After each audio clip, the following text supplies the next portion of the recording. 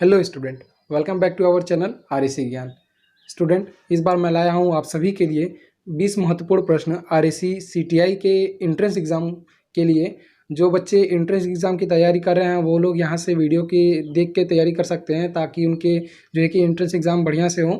RAC theory है यह सभी आपका।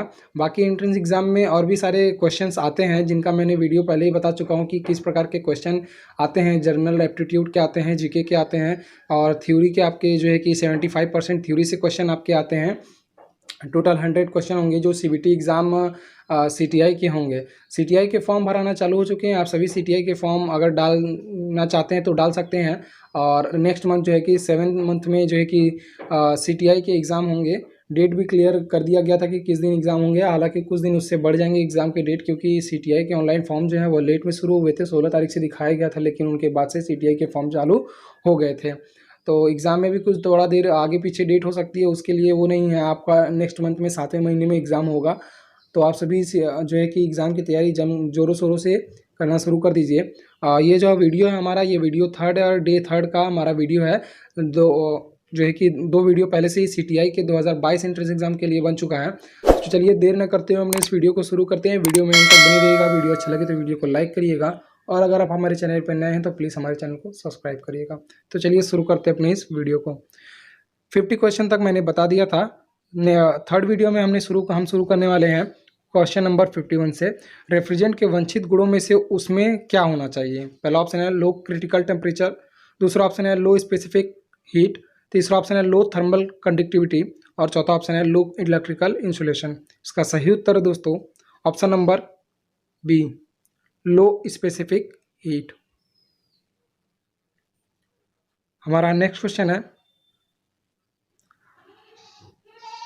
R134a प्रशीतक के पास ओजोन अवक्षय विभव के भूमंडलीय तापमान विभव हैं। R134a जो हमारा रेफ्रिजरेंट नंबर है, उसके पास जो है ओजोन अवक्षय के विभव एवं भूमंडलीय तापमान विभव कौन से हैं? पहला ऑप्शन है 0 से 1300, और फिर दूसरा ऑप्शन है 0 से 3, तीसरा ऑप्शन है 1 से 8500, और चौथा ऑप्शन है 1 से 3। तो इसका सही उत्तर है दोस्तों ऑप्शन नंबर ए।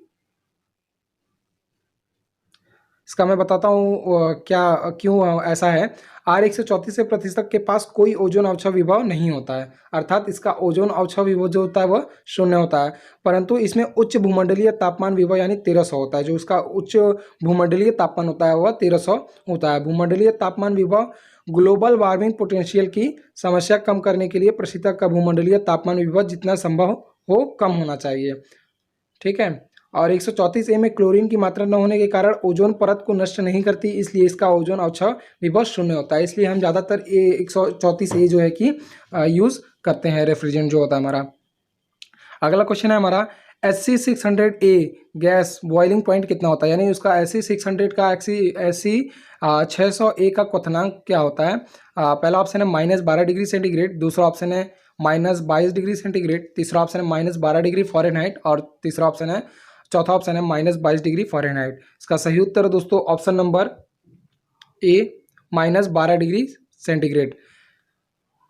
SC600A का शुद्ध आइसो नाम जो है वह आइसोब्यूटेन है, और इसका उबलान पॉइंट यानी कि वायुमंडलीय प्रेशर जो होता है वह हमारा -12 डिग्री यानी क्वथनांक जो होता है हमारा बॉइलिंग पॉइंट जिसे हम इंग्लिश में कहते हैं -12 डिग्री सेंटीग्रेड होता है। इसके रासायनिक सूत्र जो होता है C4H10 या फिर CH ब्रैकेट में CH3 होल स्क्वायर और CH3 होता है। बढ़ते हैं अपने अगले क्वेश्चन की ओर। अगला क्वेश्चन हमारा एक घरेलू वाष्प संपीड़न प्रशीतक में सामान्यतः प्रयुक्त प्रशीतक होता है। पहला ऑप्शन है कार्बन डाइऑक्साइड, दूसरा ऑप्शन है अमोनिया, तीसरा ऑप्शन है R134A, और चौथा ऑप्शन है ऑल ऑफ दिस। इसका सही उत्तर दोस्तों ऑप्शन नंबर सी, R134A। यह सारे क्वेश्चन जो हैं ऊपर आप सभी को इंग्लिश में भी दिख रहे होंगे। तो जो बच्चों को अगर कुछ कमेंट आ रहे थे कि सर इंग्लिश में जो है कि वीडियोस क्वेश्चन को अपलोड कीजिए, तो आप सभी यहाँ पर जो है कि इंग्लिश भी देख सकते हैं। साथ ही साथ अगर मैं इंग्लिश और हिंदी दोनों पढ़ूंगा तो वीडियो जो है बहुत लंबा हो जाएगा, और ज़्यादा लंबा वीडियो बच्चों को बोरिंग कर देता है। कुछ लोग होते हैं कि हाँ ठीक है, जो पढ़ने के होते हैं वो लोग अच्छे होते हैं, वो लोग अपना वीडियो सा पूरा देखते हैं। बाकी ज़्यादा लंबा वीडियो बनने से बोरिंग लगता है, तो इसलिए आप सभी जो है कि ऊपर से इंग्लिश के क्वेश्चन को पढ़ सकते हैं। बढ़ते हैं अपने इसका आंसर जो हैगा वो है ऑप्शन नंबर सी 134A। अगला क्वेश्चन है हमारा क्वेश्चन नंबर 55। निम्नलिखित में से कवच एवं ट्यूब जल शीतल संग्रहित का भाग नहीं है। पहला ऑप्शन है प्राकृतिक संयोजन, दूसरा ऑप्शन है जल की पेटियां, तीसरा ऑप्शन है कैपिलरी नलिका और चौथा ऑप्शन है नलिका। इसका सही उत्तर दोस्तों ऑप्शन नंबर सी कैपिलरी नलिका। कैपिलरी नलिका कवच ट्यूब पर जल शीतक संग्रहित का भाग नहीं है।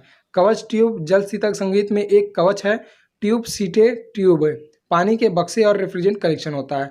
छोटे साइजों में कवच यानी शेल एक स्टैंडर्ड पाइप हो सकता है, परंतु बड़े साइजों में वेल्ड किए कवच का प्रयोग किया जाता है। अगला क्वेश्चन है हमारा प्रशीतक में नमी डैश फिर द्वारा निकाला जाता है। फिल इन द ब्लैंक सही है आपका। पहला ऑप्शन है वाष्पक, दूसरा ऑप्शन है सुरक्षा राहत बल्ब, तीसरा ऑप्शन है अनाद्रक, चौथा ऑप्शन है शुष्क। अनाद्रक मतलब होता है डिह्यूमिडिफायर। ठीक है, पहला ऑप्शन है इसका सही उत्तर दोस्तों ऑप्शन नंबर डी ड्रायर्स यानी शुष्क जो होता है हमारा। ड्रायर्स का प्रयोग प्रशीतन प्रणाली में नमी को दूर करने के लिए किया जाता है। अधिकतर ड्रायर्स में सिलिका जेल का प्रयोग किया जाता है। ड्रायर्स को प्रायः कंडेंसर या रिसीवर और एक्सपेंशन वाल्व के बीच लिक्विड लाइन में फिट किया जाता है। अगला क्वेश्चन है हमारा which of the following is not a desirable refrigerant property. निम्नलिखित में से कौन इच्छुक प्रशीतक गुणधर्म नहीं है। पहला ऑप्शन है निम्न हिमांक यानी लो फ्रीजिंग पॉइंट, दूसरा ऑप्शन है निम्न क्वथनांक यानी लो बॉइलिंग पॉइंट, तीसरा ऑप्शन है लो लेटेंट हीट ऑफ वेपराइजेशन यानी वाष्पीकरण का निम्न लेटेंट उष्मा, और चौथा ऑप्शन है लो स्पेसिफिक वॉल्यूम ऑफ वेपर वाष्प का निम्न वाष्पिक विशिष्ट आयतन। इसका सही उत्तर दोस्तों option number C low latent heat of vaporisation यानी वाष्पीकरण का निम्न लेटेंट उष्मा।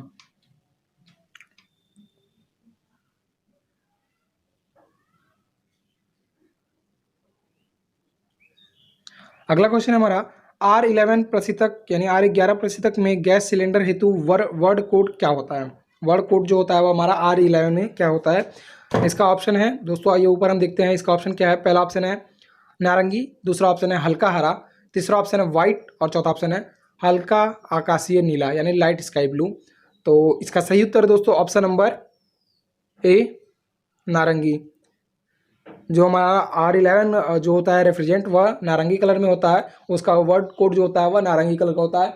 आप सभी को मैं ग्रुप में जो है कि प्रोवाइड कराया था कि जो हमारे गैस होते हैं वह किस कोड में होते हैं, कलर कोड उनका क्या होता है। फिर से मैं ग्रुप में भेज दूंगा। अगर आप हमारे ग्रुप में नहीं जुड़े तो स्क्रीन पर दिख रहे नंबर पर आप हमसे जो है कि ग्रुप में जुड़ सकते हैं। साथ ही साथ वहाँ पे आप सभी को PDF प्रोवाइड कराए जाते हैं और टेस्ट की भी तैयारी कराई जाती है। अगला क्वेश्चन है हमारा संघनन प्रक्रिया के उपरांत प्रशीतक अवरोध पर अपरोध से पूर्व संतृप्त तापमान से नीचे शीतल हो जाता है, ऐसी प्रक्रिया को क्या कहते हैं। पहला ऑप्शन है उपशीतलन, दूसरा ऑप्शन है अतिशीतलन, तीसरा ऑप्शन है प्रसरण और चौथा ऑप्शन है उक्त में से कोई नहीं यानी नॉन ऑफ दीज। इसका सही उत्तर दोस्तों ऑप्शन नंबर ए उक्त शीतलन। अगला क्वेश्चन है हमारा R744 यानी R744 है। पहला ऑप्शन है द्वितीयक प्रशीतक, दूसरा ऑप्शन है एजीट्रॉप प्रशीतक, तीसरा ऑप्शन है अजैव प्रशीतक और चौथा ऑप्शन है असंतृप्त जैव पिंड यानी अनसेचुरेटेड ऑर्गेनिक कंपाउंड। इसका सही उत्तर दोस्तों ऑप्शन नंबर सी अजैव प्रशीतक यानी इनऑर्गेनिक रेफ्रिजरेंट।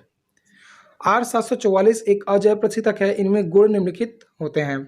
क्या होता है यह अविषैला होता है, अज्वलनशील होता है, ओजोन डिप्लीट नहीं करता है और पर्यावरण की दृष्टि से अनुकूल होता है और ग्लोबल वार्मिंग पोटेंशियल इसका जो होता है वह शून्य होता है। अभी पीछे हमने जाना था कि जो गैस का जो है वह ग्लोबल जो होता है वार्मिंग पोटेंशियल जो होना चाहिए वह शून्य होना चाहिए, तभी तो वह हमारी जो है कि ओजोन परत को हानि नहीं पहुंचाएगा।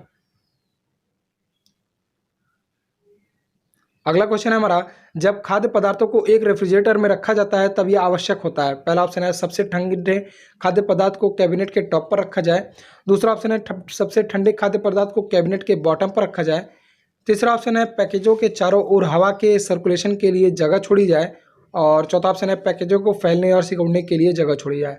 इसका सही उत्तर दोस्तों ऑप्शन नंबर ए सबसे ठंडे खाद्य पदार्थ को कैबिनेट के टॉप पर रखा जाए, क्योंकि हमारा जो फ्रीजर होता है वह कैबिनेट के टॉप पर होता है। अगला क्वेश्चन है जब एक घरेलू रेफ्रिजरेटर को स्थापित किया जाता है तब इसको फिल इन द ब्लैंक्स है के लिए सावधानीपूर्वक लेवल करना चाहिए। पहला ऑप्शन है कंडेंसेंट को उछाल कर बाहर गिरने को रोकने के लिए। दूसरा ऑप्शन है तेल के ठीक लेवल बनाए रखने के लिए। तीसरा ऑप्शन है स्विच ऑन करने पर कंपन कम करने के लिए। और चौथा ऑप्शन है रेफ्रिजरेंट के सही बहाव को सुनिश्चित करने के लिए। तो इसका सही उत्तर दोस्तों option number C, switch on करने पर कंपन कम करने के लिए। इसलिए जो है हमारा वो रेफ्रिजरेटर जो है वह उसका लेवल जो होना चाहिए बराबर होना चाहिए, ताकि हमारा जो अगर हम स्विच ऑन करें तो वह कंपन करे तो वो टेढ़ा रहेगा तो ज़्यादा कंपन करेगा और इधर उधर होगा। अगला क्वेश्चन है हमारा, घरेलू रेफ्रिजरेटर का मक्खन कंपार्टमेंट प्रायः स्थित होता है। पहला ऑप्शन है कैबिनेट के टॉप पर। दूसरा ऑप्शन है कैबिनेट के बॉटम पर। तीसरा ऑप्शन है ऊंचाई के सेंटर पर। और चौथा ऑप्शन है दरवाजे में। इसका सही उत्तर है दोस्तों ऑप्शन नंबर डी, मक्खन कंपार्टमेंट जो होता है वो हमारा दरवाजे में होता है। अगला क्वेश्चन है रेफ्रिजरेशन सिस्टम में मैकेनिकल दोष के कारण होता है। पहला ऑप्शन है मोटर में शॉर्ट सर्किट। दूसरा ऑप्शन है कंडेंसर कॉइल का गंदा होना। तीसरा ऑप्शन है कम वोल्टेज। और चौथा ऑप्शन है ओएलपी का दोष युक्त होना। इसका सही उत्तर है दोस्तों option number B, condenser coil को का गंदा होना। बढ़ते हैं अपने अगले क्वेश्चन की ओर। रिले एक संरक्षक साधन है जिसका प्रयोग किया जाता है। पहला ऑप्शन है कंडेंसर में। दूसरा ऑप्शन है कंप्रेसर में। तीसरा ऑप्शन है इवापोरेटर में। और चौथा ऑप्शन है थर्मोस्टेट में। बहुत ही आसान क्वेश्चन है ये। इसका सही उत्तर है दोस्तों ऑप्शन नंबर बी, कंप्रेसर में जो है कि रिले का प्रयोग किया जाता है। रिले एक संरक्षण साधन है जिसका प्रयोग कंप्रेसर में किया जाता है। रिले का कार्य क्या होता है, मोटर को स्टार्ट करने के लिए आवश्यक स्टार्टिंग टॉर्क प्रदान करने के लिए इसका प्रयोग किया जाता है। जब मोटर की स्पीड पकड़ लेती है तब यह मोटर को स्टार्टिंग वाइंडिंग को डिस्कनेक्ट करने के लिए भी इसका कार्य होता है। जब हमारी मोटर जो है स्पीड पकड़ लेती है तो यह जो है कि स्टार्टिंग वाइंडिंग को डिस्कनेक्ट कर दिया जाता है। अगला क्वेश्चन है हमारा, कैपिलरी ट्यूब का एक डिवाइस है जो कि पहला ऑप्शन है रेफ्रिजरेटर द्वारा ली गई गर्मी को दूर करती है। दूसरा ऑप्शन है रेफ्रिजरेंट को मापती है। तीसरा ऑप्शन है अधिक लिक्विड रेफ्रिजरेंट के रिजर्वेबल की तरह कार्य करती है। और चौथा ऑप्शन है रेफ्रिजरेंट को पंप करती है। इसका सही उत्तर दोस्तों ऑप्शन नंबर बी, रेफ्रिजरेंट को मापती है कैपिलरी ट्यूब का काम है। अगला क्वेश्चन है हमारा, रेफ्रिजरेटर लाइट यानी बल्ब के द्वारा ऑपरेट होता है। पहला ऑप्शन है रिले। दूसरा ऑप्शन है थर्मोस्टेट। तीसरा ऑप्शन है ओएलपी यानी ओएलपी का फुल फॉर्म होता है ओवरलोड प्रोटेक्टर। और चौथा ऑप्शन है दरवाजे के स्विच। तो इसका सही उत्तर दोस्तों ऑप्शन नंबर डी, दरवाजे के स्विच के द्वारा जो है हमारा रेफ्रिजरेटर लाइट बंद और चालू होता है, काम करता है। आप देखे होंगे कि अगर आप जो है कि फ्रिज के ढक्कन को ओपन करते होंगे, खोलते होंगे तो लाइट जो है जल जाती है और बंद करने पर लाइट जो है वह बंद हो जाती है। रेफ्रिजरेटर के दरवाजे की गास्केट की टाइटनेस को चेक करने के लिए प्रयोग किया जाने वाला मटेरियल होता है। पहला ऑप्शन है रबड़ की शीट। दूसरा ऑप्शन है धातु की शीट। तीसरा ऑप्शन है पेपर की शीट। और चौथा ऑप्शन है प्लास्टिक की शीट। इसका सही उत्तर दोस्तों ऑप्शन नंबर सी, पेपर की शीट। रेफ्रिजरेटर का दरवाजा अवश्य टाइट बंद होना चाहिए, नहीं तो बाहर से नमी और हवा धीरे धीरे अंदर प्रवेश करेगी। इससे कैबिनेट में स्थिर कम तापमान को बनाए रखने में मुश्किल आती है। दरवाजे के चारों ओर डोर गास्केट लाइनिंग लगाकर दरवाजे के कैबिनेट के बीच स्थान को एयर टाइट बनाया जाता है। रेफ्रिजरेटर का दरवाजा के द्वारा खींचकर बंद किया जाता है। पहला ऑप्शन है स्प्रिंग टेंशन। दूसरा ऑप्शन है ग्रेविटेशनल फोर्स। तीसरा ऑप्शन है फ्रिज का लेवल तिरछा होने पर। और चौथा ऑप्शन है मैग्नेटिक गास्केट। इसका सही उत्तर दोस्तों option number D, magnetic gasket. So दोस्तों ये सारे क्वेश्चन आपको कैसे लगे कमेंट करके ज़रूर बताइएगा। किसी भी क्वेश्चन में आपको परेशानी हो रही हो तो आप मुझे कमेंट करके पूछ सकते हैं। साथ ही साथ आप मेरे स्क्रीन पर दिख रहे नंबर पर मुझे मैसेज कर सकते हैं, जहाँ से मैं आप सभी के परेशानियों को दूर कर सकता हूँ। मिलते हैं नेक्स्ट वीडियो में। धन्यवाद।